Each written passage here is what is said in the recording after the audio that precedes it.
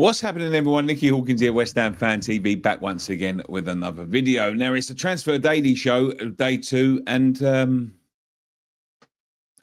thank you very much for joining me. I'll see you again tomorrow. Yeah, it's like that. There is nothing happening. It's day 2 of the transfer window. We're not expecting much to happen. I updated you on a couple of stories yesterday. There was a story flying around a little while ago about Jacob Ramsey maybe replacing Mohamed Kudus. I did say yesterday I would update you on Adama Bojang, but nothing has happened on Adama Bojang. What I do know about Adama Bojang, however, is that he is a highly touted Gambian footballer, under 20 international. I would say when you look at Gambia as a country, and you know, I'm not too familiar on their football, but you know, if you're a highly touted striker, I don't think there's much competition up front for Gambia. Although I may be wrong. Look, put your comments in the comment section down below. But you know, not being a full international. As I said before, Chelsea, Man United, and Man City were all touting him a couple of years ago before he went to Rennes.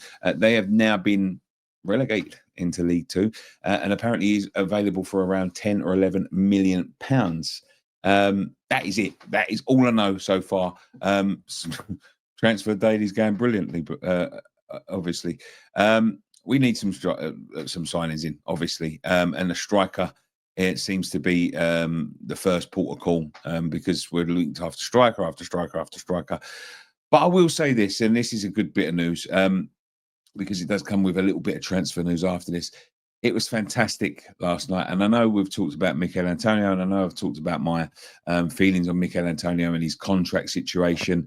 But to see him come back yesterday and play some minutes for Jamaica, it's the first football he's played since his car crash.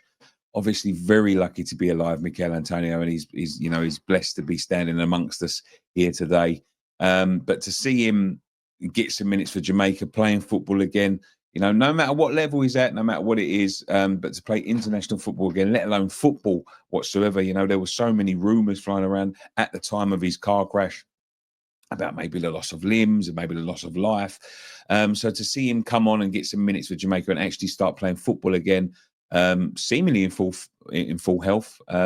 Only time will tell that, but you know, I believe he came on for the last 5, but he got around 11 minutes, and that's fantastic. And you know, that's good on Mikail Antonio, because you know it was such a life-changing thing. It could have changed his life forever.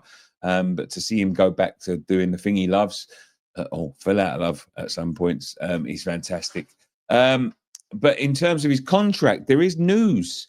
Apparently he may be willing to sign a contract now. So I don't know whether that's good news or bad news. You know, obviously I said if they offered him a contract, I would be taking it if I was him, because he's been paid a lot of money to sit on the sidelines. Obviously it's an accident. You know, it's not his first accident, but it is an accident nonetheless.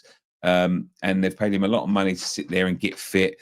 Obviously would have had to pay him that anyway in terms of his contract, and he is back playing football again.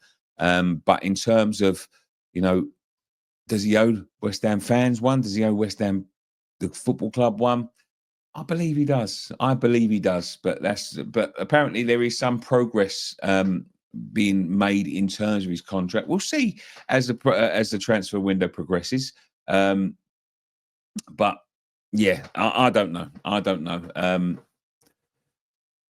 I think he should sign it if there's one on the table. Obviously, if it's for £1 a week, then I'd probably say no. But I think he should sign one if there's one on the table. But only time will tell. Let's see where that takes us. Let's talk about Jacob Ramsey then. This is a rumour from a little while back. Apparently, a replacement for Kudus. PSR in terms of, I think it was the financial expert. Forget his name now. Kieran Maguire.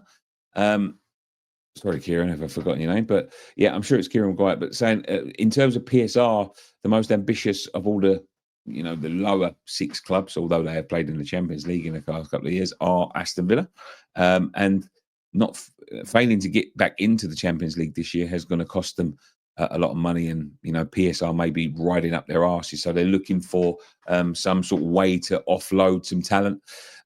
Jacob Ramsey, the young Jacob Ramsey, 23, I believe he is. So he's about a year younger than Kudus. Maybe the replacement for us. Listen, he's a good player, Jacob Ramsey. You know, and slotted into a pretty phenomenal Aston Villa team over the past couple of years, to be quite honest with you. Some good returns over the last few years, a couple of 6 goals and good few assists. But last season's was, let's have a look, at 29 games, 1 goal and 3 assists. So it's not great. And although Kudus has not been fantastic last year, his stats were still a little bit better than that. So, we don't know how much of a goer this is. This is why I hate transfer season, to be quite honest with you. You never know what you're going to get with transfer season. We don't know what the fuck's happening. It's just been opened yesterday. There's players away on international duty. There's Club World Cups going on, long tournaments and that. Who knows what's going to go on? There was other rumours about Club World Cup players that we may be looking at. I think one of them was called, I forget, but I'll update you again on that tomorrow because I'll have to look into him a bit tomorrow. But, it's not easy to get your business done at this point of the season. Players are still on holiday. There isn't return from holiday. There's, games going on. International breaks just happened. So don't expect anything soon. But, we need to get our asses in gear if we're going to get some transfers going. And we desperately need them after letting a lot go. The fixtures are out tomorrow, so don't forget to tune in tomorrow morning, where Dan Lawless will be live, and I'll be joining him at some point to discuss the Premier League fixtures. It just seems like, well, it has really. The Premier League season has just finished, but we now know who's going to be in the Premier League. And then we'll be getting the fixtures tomorrow so we can start looking forward to it again. But thank you very much for joining us on this Transfer Daily. Not much to report, but there never is at this time of the season. But join in tomorrow where we update the fixtures. And if there's any updates on transfers tomorrow, I'll be back tomorrow evening. But thank you very much. One thing left to say, come on, you irons.